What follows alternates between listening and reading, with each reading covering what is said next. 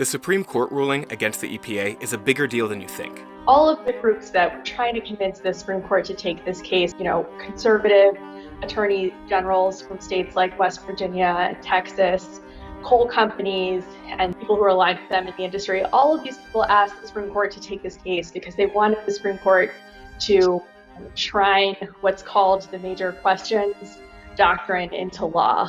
If you've never heard about the major questions doctrine, you wouldn't be alone. In her dissent, Justice Kagan says the court has never even used the term before, saying, quote, "The majority claims it is just following precedent, but that is not so.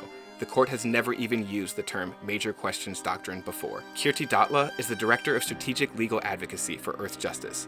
She says the doctrine is being used by the Supreme Court as a tool to stop agencies from making new regulations. This is something that the Supreme Court has basically developed over the last year to strike down government attempts to deal with the COVID crisis and now to deal with greenhouse gas emissions and the climate crisis. And under that approach, what the Supreme Court has said is that in unusual cases, when the agency is trying to do something really big that seems unusual to the court or that strikes the court as going just a bit too far, the court's going to basically assume that the agency can't do that.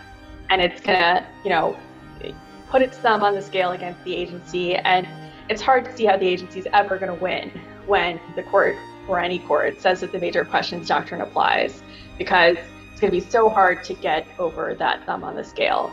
There are ways Congress can fight climate change, with climate-friendly legislation and investments as part of a whole government approach to address the crisis. But Datla thinks there are also some ways for Congress to get around the major questions doctrine to avoid similar issues with the court. One thing Congress can do is put language into whatever statutes that it passes to kind of overturn the doctrine, to say we're authorizing the agency to address any and all, questions that come up when regulating, when issuing regulations under the statute. They could probably just try and issue a standalone statute that overturns this doctrine and just says judges should use it. What Datla is saying is possible, though it is difficult with the current partisan divisions within Congress. But there will be a chance for voters to address that issue in the upcoming midterms this November. Datla says that although the Supreme Court has the power to use the doctrine, it's more reason to be cognizant of that fact than to think negatively.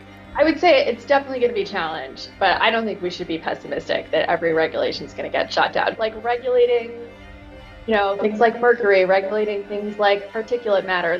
The EPA has been doing that for decades. And maybe somebody's going to challenge that using the major question doctrine, but it would be such a, I don't want to say never, but it just doesn't fit with what the Supreme Court said. To learn more about the Supreme Court decision and the major questions doctrine, click the link below.